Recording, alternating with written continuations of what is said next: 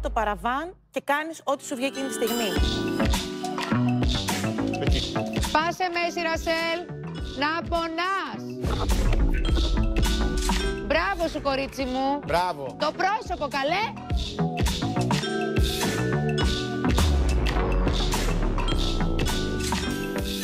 Έξυπνη είναι. Τι κοιτάζει. Είναι πολύ σεξι. Μπράβο σου, Ρασέλ. Άμα κάνει ένα προφίλ δυνατό. Προφίλ δυνατό. Μπράβο, Πολύ μπράβο. ωραίο. Μπράβο. Ρούφα κυλίτσα μέσα. Ένας παίκτης ο οποίος θεωρώ ότι δεν θα έπρεπε να είναι εδώ μέσα στο παιχνίδι είναι η Ρασέλ. Δεν κάνει modeling, απλά προκαλεί. Θεωρώ ότι δειχνόταν ουσιαστικά με το σώμα της. Δεν θεωρώ ότι έκανε φωτογράφηση αυτό. Κοσμά, πόσα κλικ έχουμε? 5, μπράβο. Καλύψε την. Μπράβο. Το παραβάν στο κορίτσι. Αυτό ήτανε, παιδιά. Δεν είναι και κάτι τρομερό.